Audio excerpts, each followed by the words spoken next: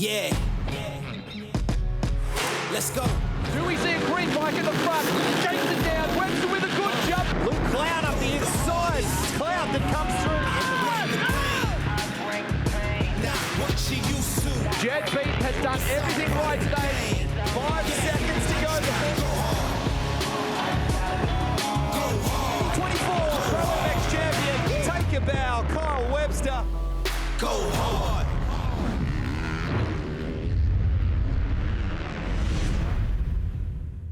The Southern Downs region in southeast Queensland is a mecca for outdoor activities with spectacular postcard weather. Whether it's mountain bike riding, water skiing, or checking out some of the region's world-class wineries with mouthwatering cuisine, the Southern Downs region has something for you and your family. And one of their hidden gems is situated around 130 kilometres southwest of Brisbane, just outside of the rural town of Warwick and a stone's throw from the iconic Morgan Park Raceway. The Warwick Motocross Club today plays host to round 5 of the Penrite ProMX Championship presented by AMX Superstores as part of Bike Week. Last week we had the Australian Superbike Championships. This week we have ProMX. Hello everyone, I'm Lee Hogan alongside former Supercross superstar Danny Ham. Danny, welcome to Warwick. We have raced Queensland many times in the past, but never at this place. It looks fantastic. It does, watching you get around for a couple of laps a little bit earlier. I'm a little bit jealous. No doubt this track looks sensational. I think it's going to be a real rider's track this weekend. All right, now, the last round at Traralgon, the Kawasaki MX1 class, we had ourselves a typical battle between Kyle Webster and Jed Beaton. At the end of the day, it was Webster that came out on top with a second and a first place in that final moto. Both of these riders looking great. Webster, so good out on the track, but Jed Beaton equally as strong. And it was tied points at the end of the day. So the championship didn't actually change. Still 13 points, the separation between these two riders. There's going to be some pressure put on Webster soon though. He needs to get some race wins. But this weekend, we're in Queensland. Home area for Nathan Crawford. He could be the upsetter this weekend. Speaking of that, Lee, we haven't been here. We didn't know what to expect. You got out on the track. I'm excited to see this. Let's get out and check out this week's track preview. Welcome to the Shingleback off-road track preview. I'm about to head out now and cut some laps. Before I do that, let me take my bike off the Shingleback moto rack. Let's go and do it. All right, let's have a lap around Warwick. Dirt start here without the metal mist grid. Into the first turn. It's ripped so deep at the moment. This is just absolute chocolate cake. Trying to get to know the track as we go. Never even seen this place. Wish I could just get out and huck a few laps. A little bit chunky here in the corner. Veering to the left. Whoa, bit of an overjump. We'll try too. Whoa, bit of a case there. A lot of the pro level riders will triple in there. I was just attempting to get the first two, come up a little bit short. Trying to keep out of these ruts from the tractor. Oh, that's a lot of fun. Into the first of 2 sets of rollers here. Whoa, coming in a little hotter into the corner than I anticipated. Second set of rollers. It's a bit softer here. Oh, had to send a double there just to do something cool. All right, you can kind of pick and choose wherever you want to go. You just put your tires in the dirt and it grips so good. Split section here, up and over the inside. All right, let's see if we can get this double. Pop. Oh, nice. Got something clean. Whoa, drift a little bit wide there. All right, let's keep it clean. We're getting to the last part of the track. It starts to open up a little here. Beautiful back-to-back corners. A lot of fun. And then into the left-hander before the finish line. Let's not jump too far here. And up onto the step up. One last corner. We'll make our way through here to where the first turn comes onto the straight once again. That's a lap here at Warwick.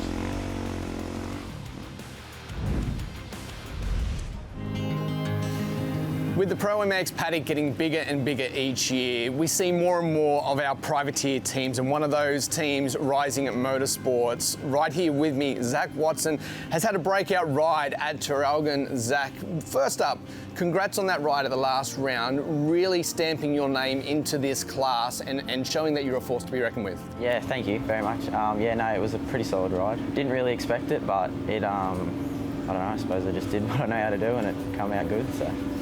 Now, as we said, it's a privateer team, Rising Motorsports. You've moved over to a brand new brand as well in Triumph. How difficult is that adjustment, one, from the previous bikes, and then two, actually developing these bikes to get them race ready? I really enjoyed riding my Hondas when I was on a Honda, and to me it feels somewhat like a Honda. The initial feel of the bike was just awesome, like I gelled with it really well, so it wasn't too difficult to get used to. Obviously making sure it's up there performance-wise, more just to get out of the gate was the biggest drama, but apart from that, they're amazing. The privateer aspect compared to the factory brands, the factory teams, do you see that as a challenge? Is that something that motivates you when you get out onto the track? Obviously they're all doing it as a full-time gig, and that's where I want to be. But yeah, definitely it makes you work that little bit harder to prove that you can, like, you still can compete with those guys. A breakout ride at Traralgon, well inside the top 5, battling it out with the biggest names in the country, the biggest teams in the country.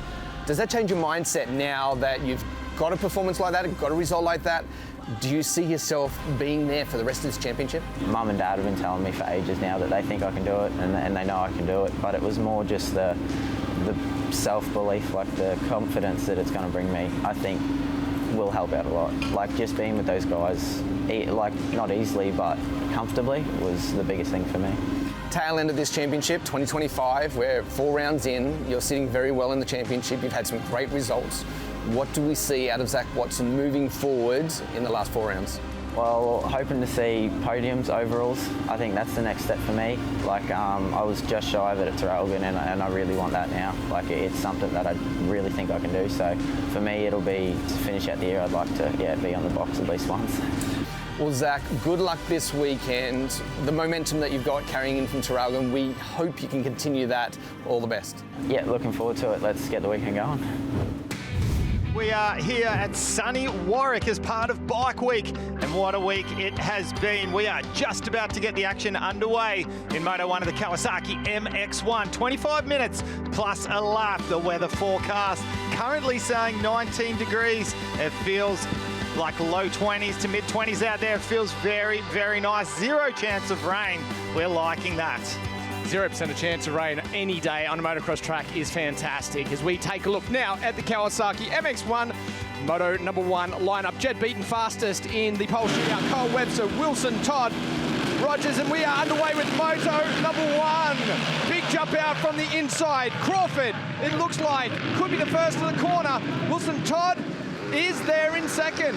Looks like Webster there in third or fourth, depending on how they come out of that turn. But Crawford, what a whole shot on board the factory KTM machine. Already Beaten trying to slot his way up into second place up the inside there. What a move from the Monster Energy CDR Yamaha rider. Wow, big jump there by Nathan Crawford as he tries to extend that lead out nice and early. Beaten in tow, trying to get that past Wilson. Todd, this is a return form that we've been waiting for quite a while as the Kawasaki rider of Luke Clout gets very loose going into the turn. Yeah, it looks like he made a pass, though, on Kyle Webster in those first couple of corners, but just got passed back again. The WP hole shot, of course, to Nathan Crawford. And already Beaton is putting all kinds of pressure onto the back of Crawford at the head of the pack. Todd Waters to the inside there of Kyle Webster. Was that maybe making a pass? No, of Luke Cloud, my apologies. Sits there on the back wheel now of Kyle Webster. And just way back in the mid-pack there, I noticed our superstar from the last round at Traralgon, Zachary Watson. He was back around 15th. Their timing showing us he's moved up to 11th already, but not the start that he would have hoped for. Around the outside, by Kawasaki, Luke Clout trying to make this pass happen. It's unable to do it. Right in behind Clout, Levi Rogers, who set the 4th fastest time in the shootout, the pole shootout earlier on. An exceptional pace from this rider. Sits right on the back wheel of these factory guys as we look to the top of screen. Front 3, front 4, 5, 6. Call all 6 of them close enough to battle it out for our major positions right now. Wilson Todd getting that toe right now. Yeah, and we can see just tipping it into that right-hander before turn 2. They've cleaned that up during our lunch break. They must have had a machine out there. There's been water that goes down. So through this part of the track, which is our hardest packed section of the track, that's going to be very, very slippery. What a launch there. Yeah, so that's what I thought I saw the first lap from Nathan Crawford. Absolutely ripping it through there. Oh, big mistake from Wilson Todd, almost collecting his teammate there of Kyle Webster. Todd Waters taking advantage of this. Here is the Honda replay. Have a look in the background, Lee. Yeah, it looks like they actually almost tagged bars here. So a foot dab here. Now watch as Kyle Webster comes through. Right there, was that a tag at the left-hand side of the handlebar? It looked close. It looks scary to me from where we're sitting. So very lucky that those boys didn't come together and go down early on in this one, as now Beaton starts to find the form that we saw in the Super Pole. Squares it across, and we're very close to making this pass. In fact, he has on our race leader, Jed Beaton, so strong here early on today. Yeah, his lines are just coming together really nicely, and he chose that spot to make the pass on Nathan Crawford, and I think it's going to be a long shot for Crawford to try to keep toe here. Let's have a look at the Honda highlight, the replay here. Yeah, so that was set up from the corner before. He squared it up so that he had a different run into the next corner. And right now, looks the goods at the moment. But I'll tell you what, I'm impressed with Nathan Crawford. Yeah. He didn't look so fast. He looked okay in pole shootout. Right now, though, a different Nathan Crawford. If he can latch onto the back, start to watch, learn a little bit here from Beaton as to what he's doing, I think you're in a good race. Todd Waters has moved his way up into 3rd place here, and the gap that these two have already put. Webster, 9th. I don't know what's happened there. So Webster has gone down. There's confirmation on the fastest lap, which you would expect. Jed Beaton, 146.1. They got down to a 142 in their qualifying sessions. Todd Waters, where has this come from? Yeah, this is impressive from Todd Waters. Impressive from Nathan Crawford. Who is going to step up and stay like this right the way to the checkered flag, because Jed Beaton is on an absolute flyer at the moment. He has set a 146.197 lap time, which of course is the fastest lap time of the race so far, but it is close to 2 seconds faster than his closest competitor. I just saw in the background the next bunch of riders where Webster will be sitting. Kirk Gibbs is amongst it. There he is. Kirk Gibbs is the leader of that little pack. Webster is well behind them, actually behind Zachary Watson. So he's got a little work. How about this right here from Rogers as well? He sits there behind Kirk Gibbs. You'd have to think very, very minimal traction here. Is that Jacob Sweet, number 79, the Victorian rider? Always up the pointy end of the field when it comes to the state titles. He's having a little bit of a shocker here. You do not want to go down in the early stages of the moto. You just lose so many positions, as Kyle Webster found. So Webster's now made the pass on Watson, gets himself there up into 7th place, in behind Kirk Gibbs, in 6th on the number 5 machine.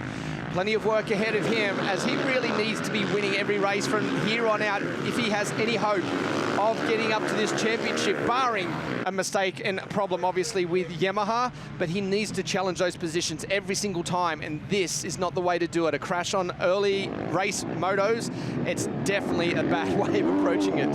So the last lap around, a 145.4 for Jed Beaton, fastest lap of the race. You got to wonder just how many times he's going to keep dropping it down and go faster. Really impressed with Nathan Crawford back there in 2nd place. He has come to show he is ready to do battle. He was the only other rider to be even close. He had a 146 the last lap around, but he has just dropped down to a 147. But the good news for him is a 148 for Todd Waters and Wilson Todd. So that gap between Crawford back to Todd Waters is stretched out to about 8 seconds. And Crawford only finds himself just over 3 seconds behind Jed Beaton. He's really not dropping off the pace that much, is he? Nathan Crawford is having an exceptional run at the moment here in Warwick in these opening laps. We see this battle still raging on. Watson now to the inside, very slippery and wet. Oh, this is a nice line. Not quite close enough, but he's got a lot of pressure there on Kirk Gibbs. So Webster already leapfrogged and made the pass on Kirk Gibbs. The next in line for Webster will be the Empire Kawasaki rider of Luke Clout. I think it's only a matter of time before he starts making his way up towards that top three. Sooner or later, he'll find his way onto the back of his teammate, Wilson Todd. 16 minutes still to go in this motos. We see Watson to the inside here. Good run, doubles into the corner. Beautiful rhythm section there through those rollers. Picks up the run nice and early, and he will complete that pass. Gibbs trying to fight back to the inside.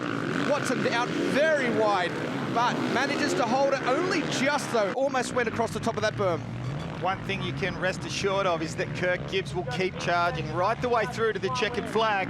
Zachary Watson once again getting himself plenty of TV time. He has been so rock solid this last couple of rounds. I love the way they pop up over that jump as they go through the easy lift left, up and over that roller to get themselves set up perfectly to pick up those ruts nice and early. You can just see the number of ruts. How about the turn then from Gibbs? It was like he had nothing to turn off, somehow made it work. Yeah, he had a much better line that next rut out to what Zachary Watson was on, and that's where you have to be really quick to pick up on these type of things. Once again, Gibbs trying to go around the outside here. How are these lines going to play out? Gibbs to the outside, and a big launch, but that air time doesn't necessarily always play out. Got a good glimpse of the riders up in front of them with Waters and Wilson Todd starting to get pretty close as well. They were in the opposite direction. So plenty of battles going on here as this one continues to rage on. 15 minutes in this one. Gibbs, to me, looks a little out of sorts compared to what we're used to seeing. Not quite as aggressive out on the track at the moment, and it's difficult in this particular part of the track, especially because of that water that was laid down over the lunch break. And then all this back section did cop some, but some areas are going to be a little bit more affected than others. He doesn't look to be making too many mistakes. Just to me, he looks like he's stiff. He doesn't look like he's flowing. It doesn't look like it's coming easy to him. But sometimes when you're riding like this, you can find your flow. But as he's doing that, Zachary Watson is starting to ride away. And behind him, Levi Rogers just putting on all kinds of pressure. All over the back wheel. Nice square up there by Rogers. Change of line, good run into the rollers. A pass could be made here, but Gibbs bounces it out of the last two. Keeps that spot. Rogers dives to the inside. Big run in, tries to force the point, but no, not this time. Huge commitment there as we have a look at our top three on the leaderboard, beaten from Crawford and Todd Waters, and the gap that we are seeing, we're almost 6 seconds now.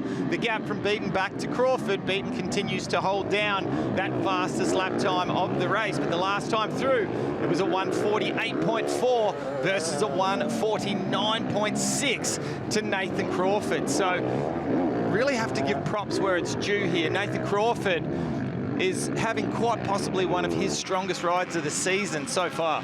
Absolutely, as the riders now start to drop down out of those fast times. The only next rider to go into the 49s is Kyle Webster in 6th at the moment as he chases down the Penrite Kawasaki rider of Luke Clout.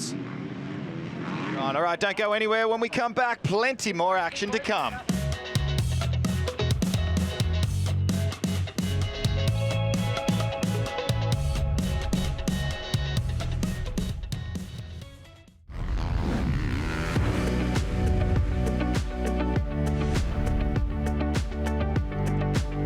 If fine wine and delicious locally produced food is more your thing, then the Southern Downs region is certainly worth a look, with spectacular wineries like the Heritage Estate Winery and the Golden Grove Estate. So much to see and do in the Southern Downs. Yeah, the Penrite Empire Kawasaki of Luke Clout versus the Boost Mobile HRC Honda of Kyle Webster, and you can throw a blanket over these two completely different lines, but we've got Webster just copping the roost at the moment, trying to find some kind of space to be able to make the pass. He's trying to get out of that main line, getting a little bit creative there, but it just funnels into one line here. He'll be hoping to use his whoop skill here, but the line comes back to the inside, and once again, Webster just following through that section, not wanting to lose too much time by taking one of those outside lines to you see the way Clout went through the rollers, and he actually used one of those square edges that I was talking about that is so scary and dangerous,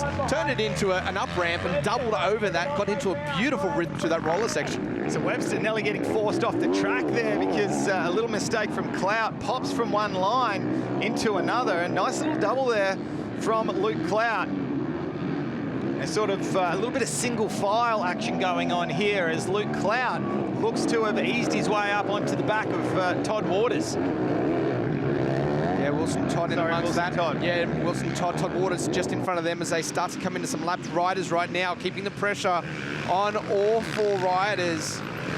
This is a good battle between them for the minors. Webster with a big jump, didn't quite get enough of a drive down the inside. Clout controlling that turn. They come past the mechanics area. 12 minutes left in this one. Pit board's out. 12 minutes plus a lap to go. It's that time of the race where you take a big deep breath, reload. It's not a time to settle. Kyle Webster to the inside. Can he find the traction? Makes the move, and next in line will be his teammate, Wilson Todd. See the way he was so tentative going into that corner there. Knew that it was wet. That bike was right on the edge of slipping outside of that rut, but somehow manages to turn it, and he just made the pass on Wilson Todd. That was amazing. Oh, Todd fights back. They actually come together, but the pass made. Yeah, how about that form from Kyle Webster, tipping it into that right-handed rut that had the hook in it. He just absolutely nailed that. I think that's what set up an unexpected pass on his teammate. I don't really think he expected that to happen. Great ride by Todd Waters here, currently in third. Oh, couldn't pick up the line that time. Kyle Webster tried to repeat from the lap prior, but didn't quite pick up that inside rut. Big run down the inside here. Waters, though, very comfortable in these conditions, standing a long way into the corner before he takes that seat. Good run, though, around the outside by Webster. Beautiful line through there. He made the inside line work the lap prior to that, making the pass on Wilson Todd. This time, it was Todd Waters on the receiving end, but from a totally different line. We see Wilson Todd continuing to put the pressure on Todd Waters there just in front of him. This one here has been going the entire race realistically between them two. And it's good to see, as we said, Wilson Todd returning to form. I like what I'm seeing out of him at the moment. Coming through the final part of this championship over the next couple of rounds, we can see this guy here really contending a lot more and being a main player on that podium. How about this late race charge by the number 8 machine just on the left of screen there? Zach Watson right to the back wheel now, and in no time at all has got to the back wheel of Wilson Todd. He is putting down some screamers right now, and Todd has got some pressure. To the inside goes Watson, not quite close enough for the pass. Around the outside here, big brave move, and just like that. So impressive from Zachary Watson. I mean, we mentioned at the start of the race that he was back close to 20th. We said, look, this is nowhere near what we saw from him at the last round. And now he is charging right the way through to currently sitting in 5th place, the top 5. And he is not too far off the back of Todd Waters. Yeah, Todd Waters right there, just off to the right of screen. He is definitely in a shot to get that next position if he can continue that momentum over these next 2 laps. What a ride once again. Beaten to the right hand here. He will get the last lap board. This lap around. Time expires right now. Listen to the way he's revving that bike. So low in the revs, clicking up the gears, keeping that power in the meaty part, driving through, down to the ground, picking up the most traction he can. Launches out of the single jump towards the finish line area. And he received that 1 lap to go. Final lap board. Beautiful line out of that final turn. Sweeps across to the left. And he is on cruise control now as he sets off towards his last lap around the Fox left-handed turn 2. And towards the hardest pack section of the track here, the AMX right-hander. Love this part of the track here. Launches in, double-double, and starts to make his way towards the first of the 2 roller sections. He's so light, even inside these deep ruts. He never seems to bury himself down at all, always staying well and truly on top of everything as he goes through the rollers. A little bit of a kick that time going into it. And it's weird, isn't it? Sometimes when you back it down a little bit and slow down, you start to find these little issues come into your repertoire as you're going around. And that little kick was a little unexpected. However, it hasn't phased him too much with a 9-second lead leading towards this finish line for this Moto number 1. I don't think he's too phased about anything right now. Standing nice and deep through this, into the right. Beautiful form all the way through this section, and he will come around soon and grab that checkered flag. Yeah, you can clearly see that he's just slowed it down just a little bit, about 5%. No need to take any risks here when you've got yourself such a nice handicap back to second place. But yeah, you're exactly right. When you do slow it down, you start to hit certain parts of the bump that you don't normally hit when you're going at full speed. A little bit of clear of the vision and a look across, and it is clear sailing right the way through. Into the Honda left, the final turn, up and over the single, and he will take the checkered flag, and a brilliant victory here. Moto1 of the Kawasaki MX1. Dominant form from Jed Beaton. He is on an absolute flyer today. There we see. Clean as a whistle. Clean as a whistle. Some wise words from the team manager, Craig Dack. And here we have it, our results from Moto1. Jed Beaton with the win. Nathan Crawford a solid second. Kyle Webster through the pack for third. Zachary Watson so impressive with fourth place. And Todd Waters likewise. Yeah, great performance by Todd Waters there in fifth place. Wilson Todd, Luke Clout, Kirk Gibbs, Levi Rogers, Liam Jackson, good top 10 finish there as well. I saw he was well and truly back off the start too. Bryce Ogninas there in 11th place, Cody O'Lone, Connor Rosenditch, Jack Simpson back there in 14th, and Chandler Burns rounding out the top 15. They have got some work ahead of them if they want to catch that guy on right of screen here today, because he looks like he is in perfect form here at Warwick, ready to bring this championship to himself. Yeah, boys, down here with Jed Beaton. That might have a little bit of work to do early, but then basically you just looked like you locked in, logged your laps, got the win there, looked pretty comfortable. Talk us through that one.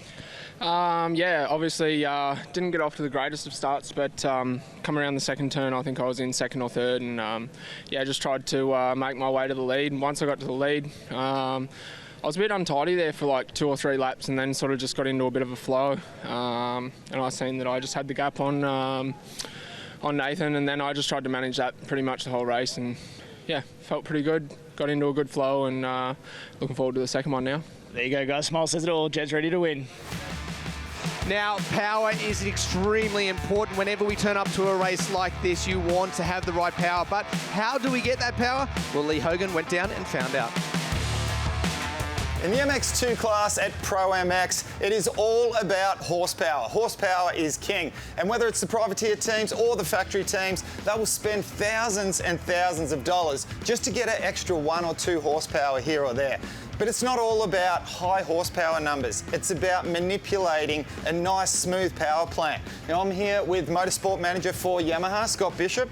Scotty, we have got a bunch of cool stuff in front of us here, and I'd like you to take us through some of the bits and pieces. Let's start off with the high compression pistons. Surely, as you said, yeah, we have a bunch of options which can enhance a rider's power in terms of its performance, its durability, its reliability. You know, with the pistons, like I said, we can stand with your standard piston here, or we can move to a high compression GYTR.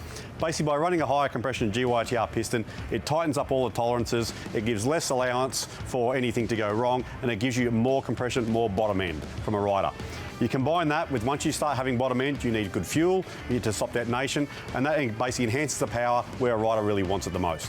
And of course, that detonation, if anyone at home's ever felt that before, it almost sounds like someone's throwing stones at your exhaust pipe, and it means your bike's about to blow up, right? Yeah, it does. It's not good. It's not good. Detonation isn't good for power. So obviously, to have that good fuel, it eliminates that from happening and allows you to get the most performance out of your motor. Okay, let's move on now to the camshafts here, and I believe we've got a standard production cam as opposed to a very cool looking GYTR Yamaha cam. Yeah, so you can see here the inlet and exhaust cams now both work in combination at some point. point, you know. So for what you see here, you have basically the sprocket that runs on the cam, which affects the cam timing. We also have the camshaft itself with these lobes. These lobes control duration, and they also control the aggressiveness of the power delivery. They can be altered depending on the cam, and the cam timing can be changed quite massively as well. So there is a big tunability within cams, and certainly one the rider would certainly notice. Yeah, and it's something that I've come across. It's crazy how much of a different feeling to your power curve the camshaft makes if it's an aggressive throw. Let's move on next to Vortex. Now, this is the way that we adjust our fueling and our ignition timing, as opposed to what we had to deal with back in the day, which was a carburettor that had pilot jet, needle, and we had a main jet. Look at how easy it is today. Can you go over some of the details for us on the Vortex? So as you see here, it's a simple plug and play. Unlike a carburetor, which is a big hunk of metal with fuel lines and throttle cables, this basically just plugs into electronics of your bike. We have 4 options on the top here. The first one being we have 10 maps programmed already into the unit, so we can have an option there what to change. We then have a low, a mid and a high, and as you mentioned with the carburetor, it's like your pilot jet, your needle and your main jet. So with a simple click of the screwdriver, we can change multiple settings and get the power delivery exactly as the rider wants. Technology these days, it's absolutely crazy. Now, Scott, would I be right in thinking that the Vortex ignition or any other brand similar to what this does here, this would be one of the main factors or ways that a rider would change not just the peak horsepower, but the rideability? It could be muddy, you want it to be smooth. It could be beautiful out there and you want aggressive power. Is this the easiest way to, at the click of a fingers, change the power characteristics? Oh, for sure. On a modern bike, that's called the engine control unit for a reason. So effectively you have most options there. It can control what the rider wants, it can control what the conditions demand, and it can control lots of scenarios like that. So certainly that is our first go-to, and we need to manipulate the power a little bit. All right, now, Scott, is there anything else that we can do to consider changing power characteristics, giving it a little bit more power? Oh, there's certainly multiple things, Lee. There's so many options on a bike these days. From what you see here, to airbox changes, to exhaust pipes, to fuel, to gearing changes. There are multiple ways we can change the bike and tailor it to suit the rider requirements. All right, well, there you have it. It's not all about peak horsepower, but how smooth you transfer that out on the track. All right, we're going to head on straight down to Danny Ham. Who have you got, Danny? Thanks, mate. We'll take a walk across here. We'll talk to a couple of our riders, and the first guy I want to speak to is one that really did perform very well in Moto number 1. That, of course, is the number 3 of Nathan Crawford. Nathan, great start in that first moto. Looked very strong out there. It's more the Nathan Crawford we expect to see up there. Can we do that again, Moto number 2? Yeah, absolutely. The bike's been working really well off the gate this season, so yeah, get another good start here and yeah, try go for the win. I want to start the front, so that was a much better race as far as position and gap and everything like that. So yeah, trending in the right direction. Hopefully we can back it up in this race. Well, good luck for this one, mate. One more moto to go. I'm going to quickly chat with Kyle Webster. He's just getting this front wheel locked down at the moment. Kyle, a tough first moto for yourself, down early on in that race, but still charged back. How are you feeling? Moto 2, it's a bit of a tough weekend for you. Yeah, definitely. I had a bit of a big one during the week, last week, sorry, so feeling it. But I wasn't sure if I was even going to be here this weekend, so I'm stoked to be here, getting the points and getting the races in, and if I don't hit the ground, it should be a little easier, so that'll be the goal. Now, I don't think a lot of people appreciate just how difficult it is to ride with an injury as yourself. It's a pretty decent hit that you had during the week. We won't go into the details of it all, but just to have that mental strength to be able to ride through these conditions must be hard. Yeah, definitely. I mean, it's once you're in the flow of it in the race, it's a little bit easier. It's more so in between, but no, it's what we do. We love it, and it's down to us at the end of the day. So if you give up a whole weekend, that pretty much gives up everything for the year. So that's what's tough. But no, we're here, we're having a go, and everyone's behind me, supporting me the most, and it's good. Well, there you are, guys. These guys are ready to go. Moto number 2. Stick around. We're about to get underway. Now let's take a look at our rider list. Jed Beaton, Kyle Webster, Wilson Todd, Levi Rogers, Nathan Crawford. What a star-studded list. Massive amount of riders. Watson, of course, there on that list too. And he got himself a great Moto number 1 result. Let's see if he can back that up and do it again. Now, it's all about that start. We've seen it many, many times already today, just how important it is to get that launch out and dive into the first turn first, as we are about set to get the last race of the day. Warwick, round number 5, Penrite ProMX Motocross Championship underway. Well, looked like a good jump out of the gate from Kyle Webster, but up the inside, another great jump from Nathan Crawford. Who is in the lead there? Who have we got? Not sure, but I did see it's Todd Waters. It's Todd in the Waters. lead, but beaten back there in 5th. Webster 3rd. Wilson Todd in 4th. Crawford looking good. Oh, how was a little scrub there by Crawford, looking to push to the lead, to the outside. Great little battle there at the head of the pack. Todd Waters up the inside. Nathan Crawford trying to go around the outside, but pressing hard was Kyle Webster there on the #1 machine.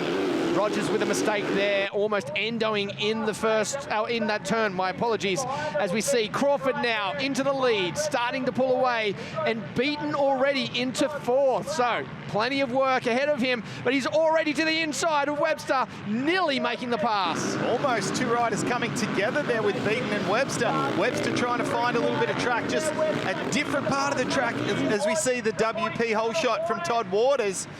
Kyle Webster makes his way past Todd Waters, and just like that, all over the back of Nathan Crawford. How's Waters speed around the outside there, almost getting back around a little bit short there, leg off for Waters, really unsettled him as they went into that turn, falling back into the grips of the Yamaha rider. But Webster is the one that looks like he is on fire at the moment. He wants to make this pass as quick as he can. Nice pass around the outside there for Jed Beaton, dropping Todd Waters back a spot. And I think just like that, we are going to see Jed Beaton edge up onto the back end of Kyle Webster, or will Webster make the pass on Nathan Crawford before he has the opportunity to do so? Who is going to come up with the golden lines in this early stage of the race? We've mentioned it before, so important, the opening laps, making sure you get them lines dialed in, knowing where you can run out on the track. Otherwise, these riders that do pick up those lines early can make those passes very quick. Webster missing the very inside there, but still manages to pick up a line and continue to run. No huge launches anymore from Nathan Crawford off the top of that one. Okay, different lines here. Webster to the inside. Can he tip it in and makes the pounce? What a move. The intensity that we are seeing in this early stage from Kyle Webster. He looks like a different rider from Moto1, doesn't he? He tipped in hard then. He was committed 100%. It was either make it or break it. And there was no way that he was not going to make that pass. Watch this. The head tips in. He just leans it over and turns the gas on. Yes, he jumped out of the rut, but he still got around the corner enough to make that pass. Brilliant execution there. Nathan Crawford back in second place now. He has to respond, and before he gets a chance to, Jed Beaton is there to pounce on the situation. Now, do we see a battle immediately between these two, or does Jed Beaton just wait for this race to come to him a little bit? What's your thoughts? I think with the way we've seen Jed Beaton riding out of Moto #1, what we've seen in the past, I think he's going for it right now.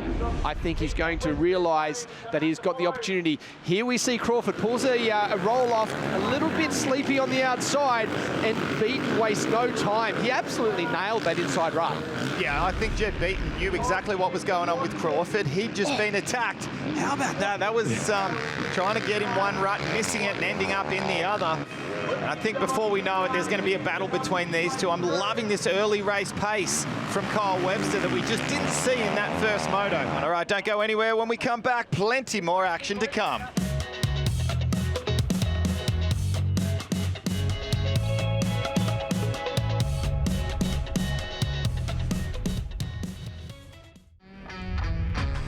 Welcome back to the Penrite ProMX Championship presented by AMX Superstores. We are at Warwick for Bike Week. The second part of Bike Week, we of course had the Australian Superbike Championships last weekend. We are ProMX. Yeah, well, this is certainly a little bit of a flex from both of these absolute superstars at the moment. It's going to be a case of who is the strongest. We know that Webster is wounded at the moment. I mean, you have to give credit to him for even being out there with the damage that he has done to the spinal process, the wings on the side of your vertebrae. No one wants to be dealing with that. It's such a, have a look here up the inside, Luke Clout. Forceful move on Todd Waters. I caught a glimpse of that in the background of the shot. So Clout up to 4th place. That bike bouncing around just a little bit, entering into that corner right there. Yamaha tracking very nicely out of that corner as they go down into this ride. This is where the pass almost happened last time for Beaton. If he gets to the inside, makes a good run through here.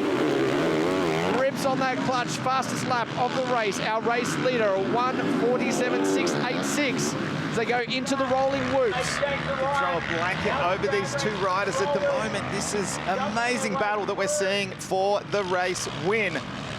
Far inside line for Beaton, the second line chosen by Kyle Webster. Man, there's so many times of just watching this going, Al, that doesn't look good. It's just, there's so much on edge right now, but at the same time, so in control while they are doing it. It's so impressive to watch. These two riders, I feel, could go straight overseas to America, to Europe, and be 5 to 10. No problem, all day, every day. Their level of riding is just incredible at the moment. Well, it's almost like a blink of the eye, and we can see that these two riders have stretched out almost a 7-second gap now over Crawford back there in third place. This corner seems to be a lot of passes going on here. Ooh. Zachary Watson trying to go around the outside of Wilson Todd. Todd's a big boy. Know your place. Control that line. As they come past the mechanics area again, the back end still bouncing around for Webster. 12 minutes to go in this. We have seen it time and time again. 10-minute mark comes around, the boys step it up. They've been doing 150 lap times, pretty consistent over their last few laps. How much more can they actually have in them though? Would they get down to 49s, 48s? Yeah, look, I highly doubt it at this stage, but we'll have to wait and see what they've got. When it's these two racing against each other, then there's so much up for grabs, isn't there? So I wouldn't put it past them, that's for sure. Currently, Kyle Webster has got himself the smallest of margins, 1.3 seconds, and that's a beautiful line there that we just saw from Jed Beaton. I think you mentioned it earlier on in the race. That was nice from Webster as he jumped off the last of the rollers over that first of the big braking bumps. So that's some serious skills. See that lead that they've got, no one else inside. Oh, big double dab of the foot right there for Jed Beaton. It's probably I know we've seen a couple of mistakes in this race, but really there hasn't been a lot to see out of him so far. Yeah, good to see Webster jumping that double there. You very rarely see. I'm not quite sure if Beaton's doing that or if Kyle's just started to do that all by himself, because I don't think he was doing it earlier on. Yeah, I think Beaton's going the opposite rhythm to that section. I saw one of the laps prior to this one. So, yeah, I think it's pretty quick when you get it right. It looks very good, keeping that momentum going over the start. Oh, the 202 machine landing in a bad spot too. Here we go, on the replay. Going left and right, trying to avoid that downed rider. Pass to the inside, and he's done it again. Same spot as before. That's his favourite spot of the track, isn't it? He's just coming in there, and if he's close to another rider, he's like, oh no, I'm going to get past him. Let's just ride this one out.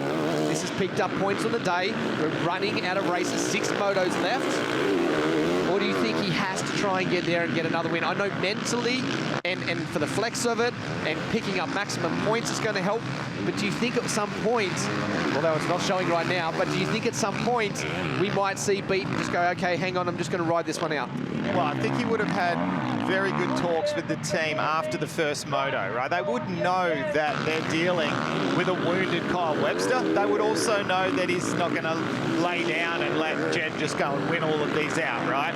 So I think that they would have just said, you have to deal with this second moto as it comes to you. If the win's there, take it, but don't go and risk the back end of your championship by doing something silly. And I think that's what we're seeing from Jed now, right? He's in a very favourable position in the championship, launches that double single there, looking very smooth.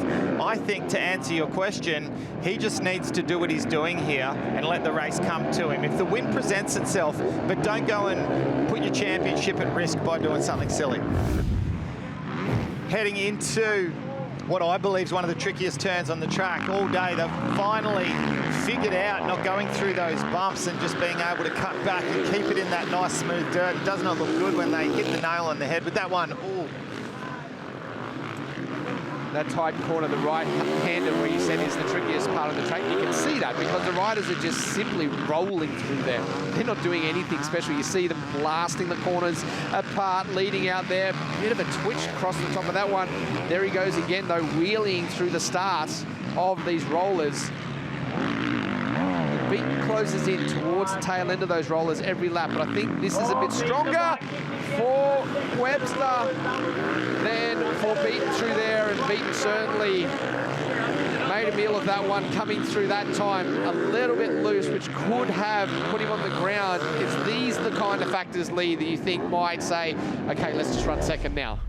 Yeah, look, we have a bit of a look at the replay here, and let's watch. Oh, that was almost like the bump that caught Webster by surprise at Wonthaggi. Yes. Where he wouldn't have known that was going to happen. That was just pure instinct to be able to keep him on two wheels. Now, I guarantee you, Jed Beaton is not the kind of rider that can just roll with the punches with something like that. Kyle Webster, he doesn't really mind that stuff too much. Jed Beaton, he likes to keep it nice and smooth.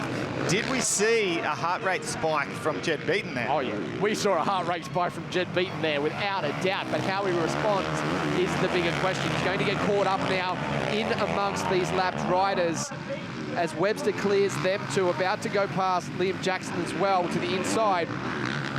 Beaton potentially could lose a second here coming out of it, dropping it back to nearly 3 seconds. A very hard landing that time as well for Kyle Webster off that big single. You saw the head slap down just a little bit as Beaton now with a big run. This is a good one. Well, you know what? He was forced to go to the second line in the corner there, and I think it turned out to be a pretty good line. Look at this, right-sided, side by side, 5-4. We're about to expire time. Last lap board about to come out. Can you believe the way this unfolds time and time again between these two riders? Well, just keep your memory locked in for this last lap coming up. Do you think that that lapped rider could have been a blessing in disguise for Jed Beaton, finding that second line in the corner after the first rollers? Could that potentially set up some form of a passing move? Or does Kyle Webster have another sting in the tail here? Well, Webster is going to put the hammer down on this last lap, no doubt. Seeing the last lap board, when you are this close to it, brings in a new level of energy. Very hard landing that time around. Webster, watch for the mistakes. Picks up the run beautifully that time around, as too does Beaton. All right, so final lap underway.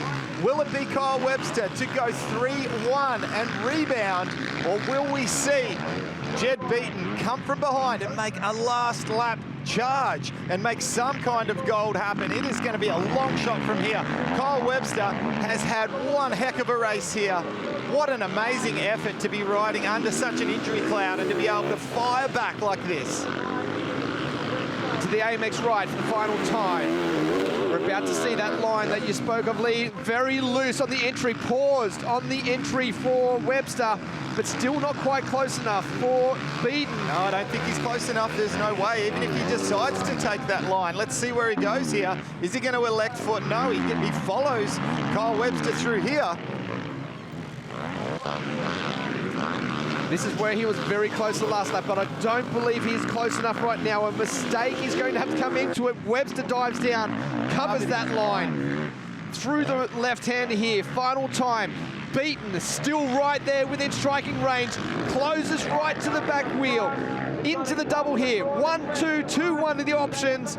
Beaton, he's going to have to pull a rabbit out of his hat right now because there is not a lot of options leading into that final turn. It funnels down. This is the last corner here, but just absolute poetry in motion for Kyle Webster through that right-handed run. And he'll make his way towards the last of the tabletops and into the final turn. It is going to be victory here. Final turn for Kyle Webster and a launch off this single jump. Race win for Kyle Webster. Overall win for Jed Beaton. What a display from these two absolute superstars. Kyle Webster with the win of that moto. Jed Beaton back in second place. Nathan Crawford, impressive third place. Wilson Todd likewise. Luke Cloud back in fifth. Zachary Watson, Todd Waters, Kirk Gibbs, Levi Rogers and Cody O'Lone rounding out the top 10. Very impressed with Wilson Todd's performance today. Ognitas, Jackson, Simpson, Burns, Steele are your 15. But there's some good takeaways from this race this weekend. The fight obviously still on at the front. The return to some form there from Waters and Wilson Todd. Both of them are looking good. What a race we have just witnessed. We're going to head straight down to Trent with our podium. Yeah, guys, down here with Nathan Crawford. Nathan, good Moto1. That second one was a bit of a fight. That track looked like it got tough. Talk us through your day here at Warwick.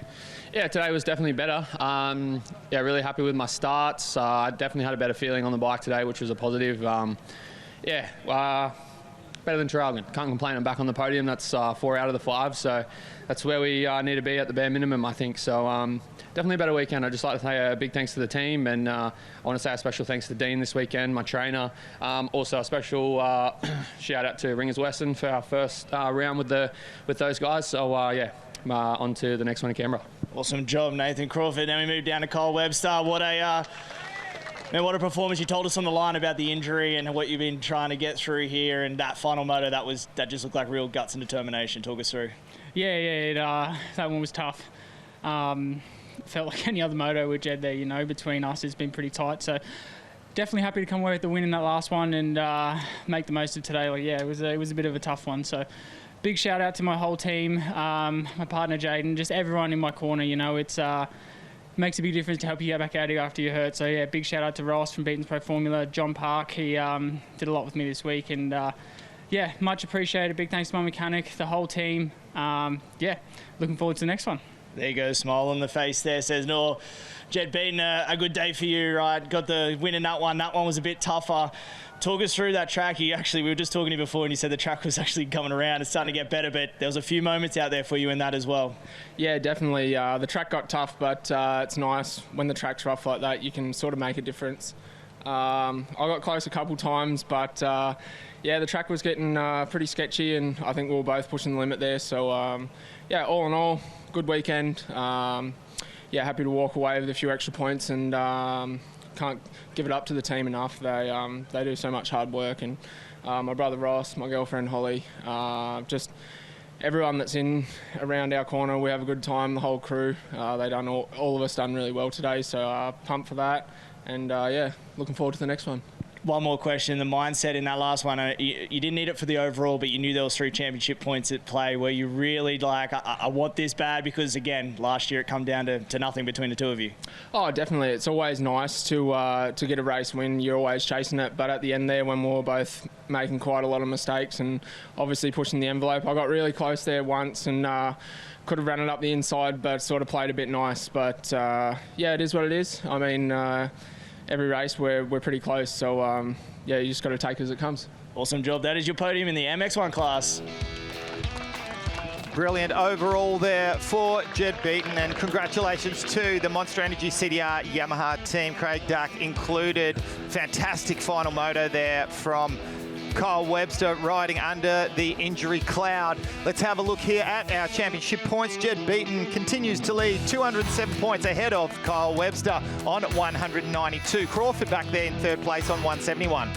Wilson tied at 134, picked up some valuable points today, as too did Watson with some good results. Cloud 122, Gibbs on 120. Waters, Rogers, Duffy, who round out the top 10.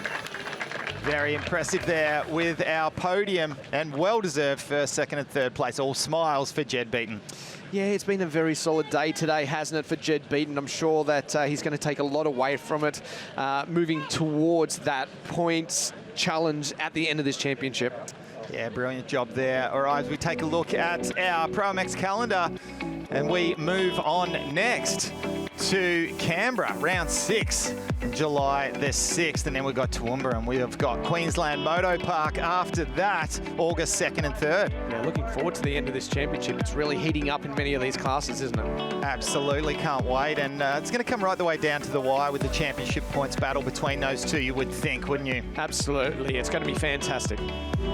Well, what a day's racing we have just witnessed here in Warwick. Congratulations to our podium place getters in all classes. Thank you so much for joining us here at Warwick for round 5 of the Penrite ProMX Championship presented by AMX Superstores. On behalf of Danny Ham, Trent Maher and myself, Lee Hogan, thanks for your company. We'll see you next as we head to the nation's capital in Canberra for round 6 of the championship.